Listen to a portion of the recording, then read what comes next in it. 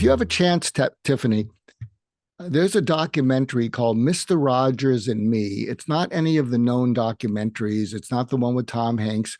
There was a young man who lived next to him in Nantucket after he retired. But one of the things that Mr. Rogers talked about in that, and maybe he's talked about it in his other documentaries, but he had this concept, which he got from a book of this title, Better to be Deep and Simple Than Shallow and Complex. Right. Because the more complex something is, the more people will smile like deers in the headlight and say, that's very smart. I'm not going to do anything with it because I'm confused, but it's very smart. And what you just said, B for B, is very deep and very simple. I applaud you on it.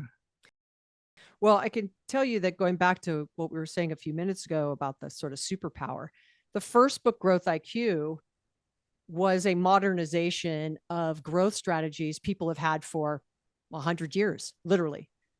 One of the main concepts in it was the Ansoff matrix, which is sell more to existing customers, sell more to, sell existing products to existing customers, sell existing products to new customers, sell new products to existing and new products to new. It's a 2x2 from the 60s. 4 of my 10 growth paths are those 4 growth paths. But when he did that in the 60s, there was no social media, big data, internet.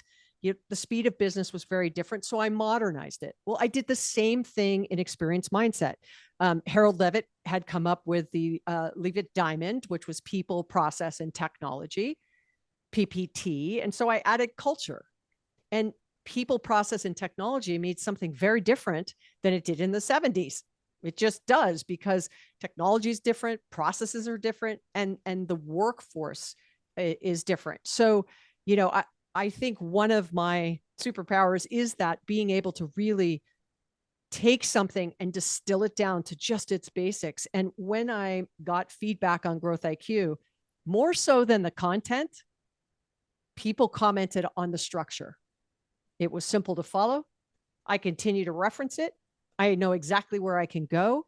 Each chapter stands alone, so I don't have to feel like I had to read the whole book. I might read part of it now, part of it later when I'm in that particular growth path.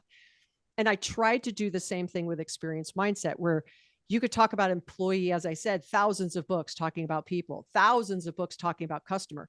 But if I could just focus on the moment that matters, when an employee touches a customer, I can distill it into something simple, lay it against people, process, tech, and culture. And it has that same kind of feel of, I can do this. It's not overwhelming. I can start to deconstruct where I have opportunity for change. So it's just, and I think it's just more of me. It's easier for me to comprehend complex situations or complex ideas when they're put in very simplistic frameworks, because then I go, got it. Then I can get more and more complex the more and more I understand it.